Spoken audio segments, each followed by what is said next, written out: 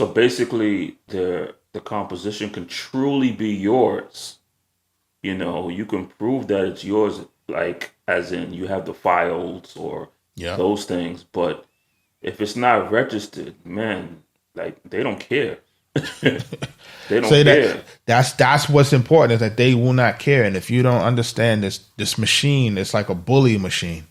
They do not care. They will say, no, we released it. We copyrighted it for ourselves, for our own use.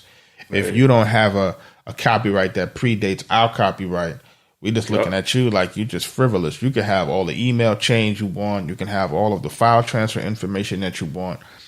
You know, again, your lawyer could be sending everything. The most you'll get is probably a takedown. But, you know, good luck trying to get any royalties. Good luck trying to get paid, you know, without actually filing suit. It gets very, very, very difficult, very spicy. So again, folks, I cannot stress the importance of it. Like, you know, you should be copyrighting your music. If you can't afford, I wouldn't say to do every single song, every single work individually, but you can do You it could bundle. You could collectively. bundle Yeah, it up. Yeah. you could take a bunch of songs Hmm. and you can send them in at one time and just say, hey, this is volume one. You know, Right. maybe all the beats from 2020, all the beats and songs from 2021, and you can do that. Especially once you start sending stuff out.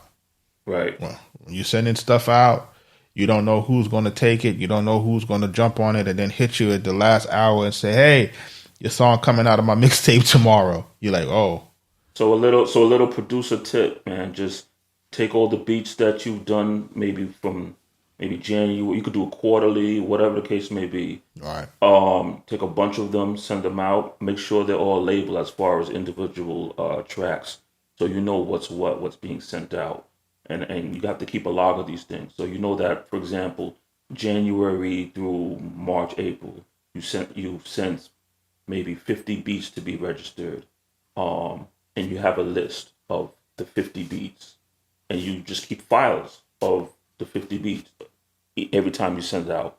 So this makes it a whole lot easier if you need to go back and file a claim. You know exactly, okay, which volume you sent it out on, which track, and it makes it a whole lot easier if you need to sue somebody. And also make sure that you're keeping the correspondence.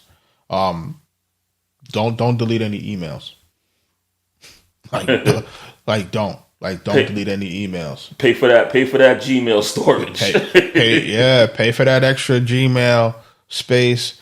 If you're running out of space because you're sending out a lot of music, do not delete any emails because in our case, I think we had to go back as far as maybe 10 years to find the email correspondence of the actual correspondence between us and that particular artist and their manager, just kind of substantiate with the label that we had made contact, that we had agreed to certain terms, and those things weren't honored.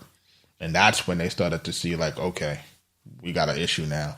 And then that's when they started to decide to act accordingly and started to take care of things to remedy us.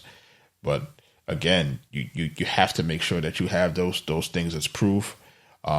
Definitely needs to have the copyright taken care of because if you don't, it again, your lawyer will not have the bite that they need to have because they can now threaten with suit. You know, without the copyright officially, they can only threaten with cease and desist and takedowns, and that's not going to get you any money.